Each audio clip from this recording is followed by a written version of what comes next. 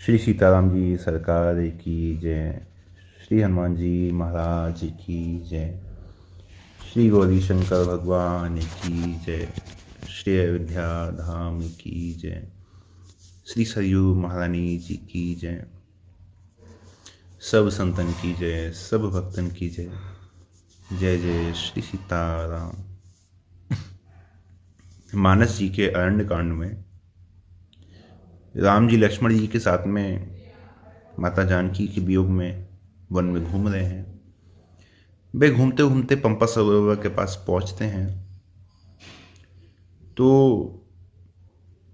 वहां उन्हें देखकर नारद जी के मन में एक बात आती है। नारद जी सोचते हैं कि मेरे श्राप को स्वीकार करके राम जी कैसे स्त्री के वियोग में, माता जानकी के वियोग में घूम रहे हैं, है ना। और सोचते हैं कि अभी मौका है, क्योंकि एकांत है, इस समय जाकर मैं भगवान से पूछता हूँ, भगवान से बात करता हूँ, है ना। मोर शाप करी अंगाकारा, सहत राम नाना दुख भारा। ऐसे प्रभु बिलव कहूँ जाई, पुनि न बनहि अस अवसर पाई। ऐसा अवसर फिर दोबारा नहीं मिलेगा, तो मैं जाके प्रभु का दर्शन करता हूँ और प्रभु से पूछ भी लूँगा कि उन्होंने मेरा श्राप, मेरा विवाह उन्होंने क्यों नहीं होने दिया, और भगवान ने मेरे श्राप को स्वीकार कर लिया। तो इतना मन में विचार करके नाथ जी भगवान के दर्शन के लिए चलते हैं। वहां पहुंचते हैं तो नाना विधि विनती करी, प्रभु प्रसन्न जिए जान। नारद बोले बचन तब, जोरी सरोह पान। राम जी ने नाथ जी को देखा है और बहुत प्रकार से नाथ जी को वहां पे भगवान ने सम्मान दिया, आसन दिया। तो नाथ जी ने कहा कि प्रभु देहूँ एक वर मांगो हूँ स्वामी, यद्यपि जानत अंतर्यामी। मैं आपसे एक वरदान मांगता हूँ, वो मुझे दीजिए, यद्यपि आप सब कुछ जानने वाले हैं। तो राम जी कहते हैं कि मोरे कछे अदे नहीं तोरे। तुम्हें देने के लिए मेरे पास ऐसा कुछ भी नहीं है जो मैं तुम्हें ना दे सकूं। तो नाथ जी वहां पे भगवान से एक ही वरदान मांगते हैं कि यद्यपि प्रभु के नाम अनेका, श्रुति कहें अधिक एक ते एका। राम सकल नाम नित्य अधिका, हो हुनाक अगखग गणबधिका। कि प्रभु यद्यपि आपके अनेक नाम हैं, है ना, जिस प्रकार आपकी कथाएं अनंत हैं, हरि अनंत हरि कथा अनंत, और उसी प्रकार आपके नाम भी अनंत हैं। आपके नामों का कोई पारावार नहीं है कि आपके इतने ही नाम हैं। आपके नाम भी अनंत हैं और आपके सभी नामों की महिमा है, बहुत महिमा है। जैसे अजामिल के प्रसंग में नारायण नाम की महिमा आती है। जब अजामिल ने अंत समय अपने पुत्र के नाम के स्थान पर, मतलब पुत्र का नाम नारायण था, तो पुत्र को पुकारा तो वहां पे पुत्र के स्थान पर भगवान के पास आ गए थे। तो भगवान के नाम की ऐसी भी महिमा है। तो नाथ जी ने कहा कि प्रभु आपके नाम की बहुत महिमा है, और आपके कोई एक नाम तो है नहीं, आपके अनेक नाम हैं। लेकिन मेरी एक ही इच्छा है कि आपके चाहे कितने भी नाम हो और उन नामों की कितनी भी महिमा क्यों ना हो, है ना। यद्यपि प्रभु के नाम अनेका, श्रुति कहें अधिक एक ते एका। सब एक से बढ़कर एक है, लेकिन मैं यही चाहता हूं कि आपका ये जो राम नाम है, राम सकल नाम नित्य अधिका। संसार के जितने मंत्र हैं, जितने नाम हैं, जितने महामंत्र हैं, उन सब में ये नाम सबसे बड़ा हो जाए। इस नाम से बड़ा कोई नाम ना हो, इस नाम मंत्र से बड़ा कोई मंत्र ना हो। ये आप वरदान मुझे दीजिए। राखा रजनी भक्ति तब, राम नाम सोई सोम। अपर नाम उड़गन विमल, बसहु भगत और व्योम। जैसे पूर्णिमा की रात्रि में चंद्रमा आकाश में अपने पूर्ण स्वरूप से होता है, और उस समय अनेक तारों का समूह भी मिलकर चंद्रमा के प्रकाश की तुलना नहीं कर सकता, चंद्रमा के प्रकाश के बराबर नहीं हो सकता। कि नाथ जी कहते हैं कि प्रभु आपके जितने नाम हैं वो सब उन तारा गण के समूह के समान हैं। तो आपके नाम तो तारों के समान हो जाए, लेकिन आपके ये जो राम नाम है ना, ये चंद्रमा के समान हो। तो राम जी बड़े प्रसन्न होते हैं। एव वस्तु मुनि सन कहु कृपा सिंधु रघुनाथ। नाथ जी ने कहा, प्रभु ने कहा कि नाथ यदि आपकी ऐसी इच्छा है तो ऐसा ही है, ऐसा ही होगा। मेरा ये नाम मेरे सभी नामों से सबसे बड़ा हो जाएगा। तो यदि कभी ऐसी बात भक्तों के बीच में आती है कि भगवान के नामों में भेद नहीं करना चाहिए, भगवान के नाम छोटे बड़े नहीं सब बराबर होते हैं, तो ये जब था तब था। नाथ जी ने भगवान से इस बात का वरदान लिया है कि राम नाम सबसे बड़ा है, इससे बड़ा कुछ नहीं है। और शंकर जी भी एक बार माता पार्वती को समझाते हैं कि पार्वती, संसार में अनेक नाम हैं, अनेक मंत्र हैं, है ना। सप्तकोटि महामंत्र चित्त विभ्रमकारिका, जैसे मैंने आप सभी को पहले भी इसका अर्थ बताया था कि पार्वती इस संसार में 7 करोड़ नाम महामंत्र हैं, 7 करोड़ महामंत्र हैं संसार में। और कैसे हैं? चित्त विभ्रमकारिका, और चित्त को भ्रम में डालने वाले हैं। भ्रम में कैसे डालेंगे? कि आप जिसकी महिमा सुनने जाएंगे आपको लगेगा कि इसकी महिमा बहुत है, ये हमें करना चाहिए। जैसे अभी मैंने भक्त अजामिल का प्रसंग कहा था संक्षेप में। तो अजामिल का प्रसंग किसी ने सुना, और अजामिल का प्रसंग सुनकर उसने अपने संतान का नाम या किसी अपने ऐसा कोई अपना निज संबंधी है उसका नाम उसने नारायण रख लिया। तो भगवान की नाम की महिमा सुनी और भगवान की नाम की महिमा के अनुसार उसने अपने जीवन को भी परिवर्तित कर लिया, है ना। तो क्या हुआ कि उसने एक नाम की महिमा सुनी, उस नाम के अनुसार उसने अपना जीवन परिवर्तित कर लिया। तो इसी प्रकार भगवान के अनेक नाम हैं, और जिस नाम की महिमा आप सुनने जाएंगे, जिस महामंत्र को आप सुनने जाएंगे, उसकी महिमा सुन के आप कहेंगे अरे इससे बढ़िया तो कुछ है ही नहीं, ये सबसे बढ़िया है, ये हमें पहले तो पता ही नहीं था। तो शंकर जी कहते हैं कि पार्वती इस प्रकार से जितने नाम महामंत्र हैं वो सब चित्त को भ्रम में डालने वाले हैं। चित्त आपका जिसकी महिमा सुनोगे उसकी महिमा सुन के चित्त आपका भ्रमित हो जाएगा कि ये अच्छा है कि ये अच्छा है, ये श्रेष्ठ है कि ये श्रेष्ठ है। तो माता पार्वती कहते हैं कि प्रभु 7 करोड़ आपने महामंत्र कहे, आपने ये भी स्पष्ट कहा कि सब एक से बढ़कर एक है और सबकी महिमा बहुत है, और एक को सुनने जाओगे तो दूसरे के विषय में भ्रमित हो ही जाओगे, भ्रम हो ही जाएगा। तो फिर प्रभु ये कैसे निर्णय हो कि फिर इन नाम महामंत्रों में चुनाव किसका किया जाए, कौन सा ऐसा है जिसका पाठ सर्वोत्तम है इनमें। तो शंकर जी कहते हैं एको एव परो मंत्रो, इनमें सबसे परे एक है, जो सबसे परे है। राम इति अक्षरद्वयम, 2 अक्षरों का राम नाम, ये 7 करोड़ महामंत्र में भी सबसे परे है, सबसे ऊपर है, इससे श्रेष्ठ कुछ है ही नहीं। तो राम जी जब नारद जी को वरदान दे देते हैं तो नारद जी बड़े प्रसन्न होते हैं। तो नारद जी को लगता है कि भगवान बड़े प्रसन्न है, तो आज मन में जो बात है पुरानी वो आज मैं पूछ ही लेता हूं लगे हाथ। तो नारद जी ने कहा कि प्रभु आपने जब अपनी माया को प्रेरित किया था और आपने मुझे मोहित कर लिया था, और तब विवाह मैं चाहूं कि ना, उस समय मैं चाहता था मेरा विवाह हो जाए, अपने भी बाली बच्चे हों, लेकिन प्रभु के ही कारण करने दीना, आपने उस समय करने नहीं दिया, बाद में फिर मेरा मन नहीं हुआ।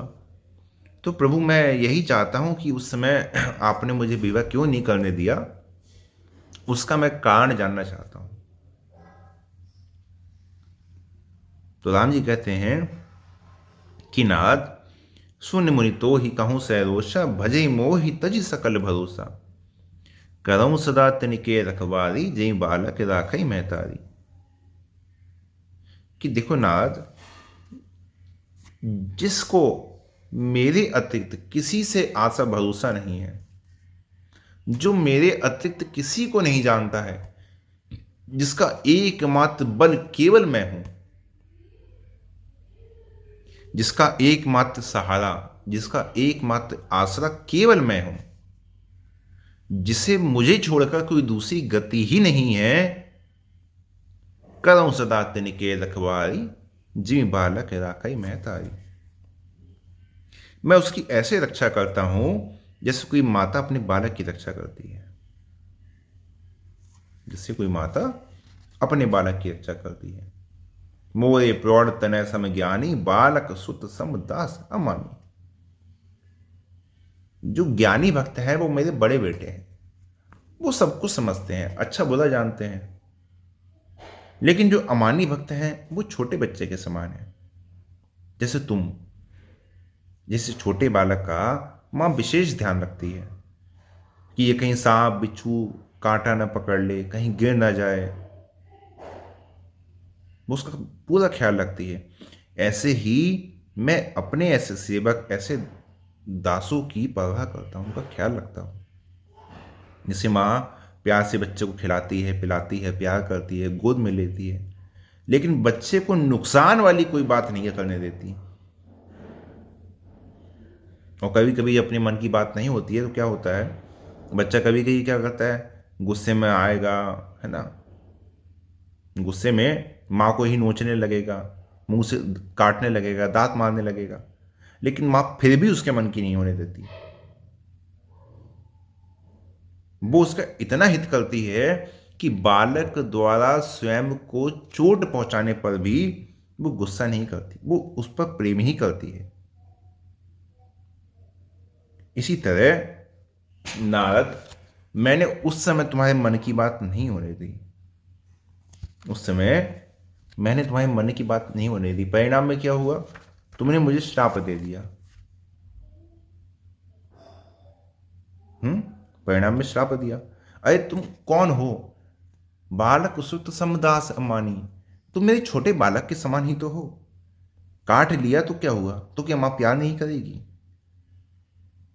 मां प्यार भी करेगी, थप्पड़ भी मारेगी, है ना। ऐसे ही पहले तो नारद जी ने श्राप दे दिया, और फिर नारद जी ने पश्चाताप भी किया कि प्रभु मेरा श्राप व्यर्थ हो जाए, मेरी गलती है, मुझे क्षमा कीजिए। तब वहां राम जी ने कहा कि मम इच्छा कह दीन दयाला, कि मेरी ही इच्छा से हुआ है, ये मेरी ही इच्छा से हुआ है। तो नारद जी ने जो वहां भगवान से बात कही कि आपने मेरे साथ ऐसा क्यों किया, भाई मुझ में और शंकर जी में क्या अंतर है,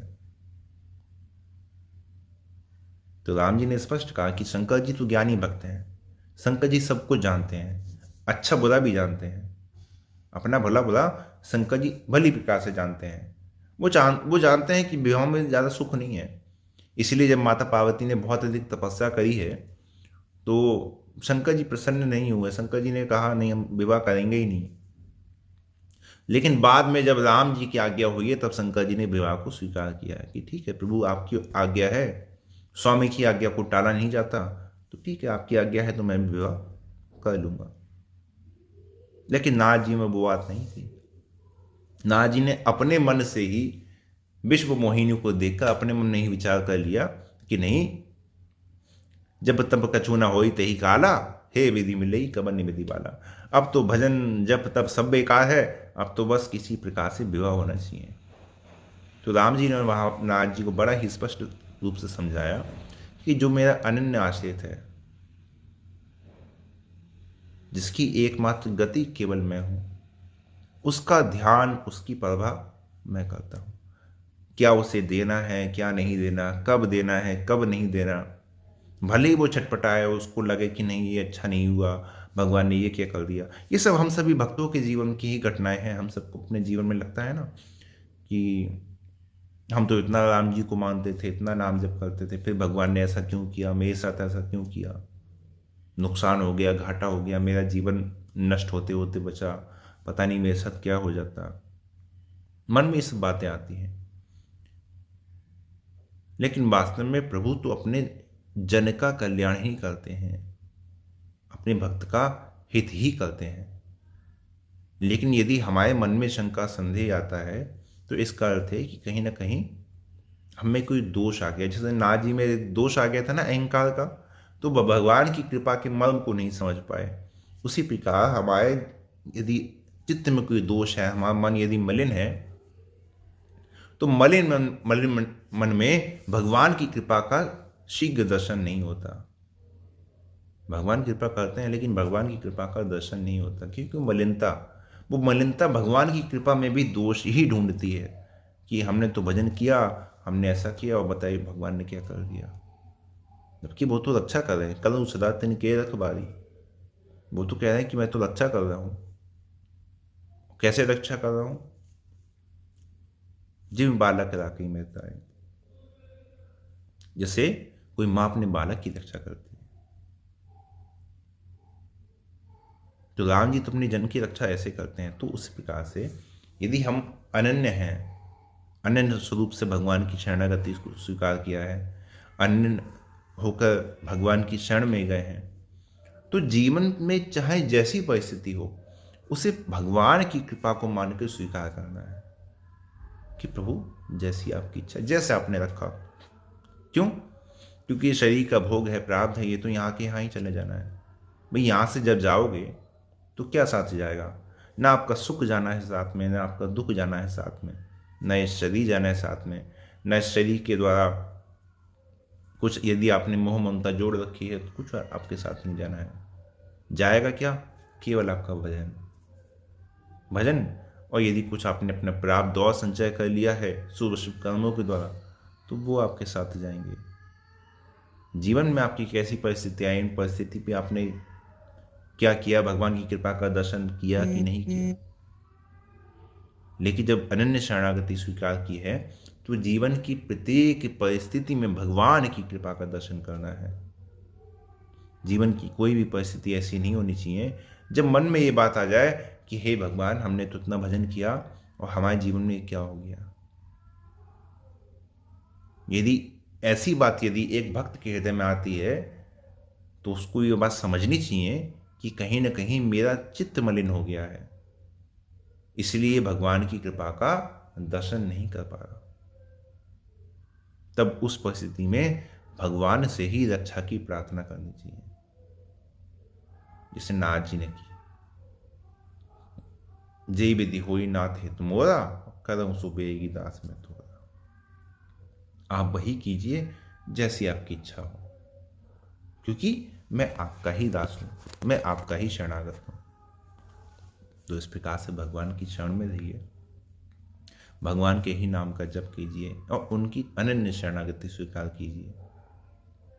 मूल में तो मैं इसी बात पर ज़्यादा जोर देता हूँ कि हमारी जो भक्ति हो वो अनन्यता की ओर हो, अनन्य शरणागति की ओर हो।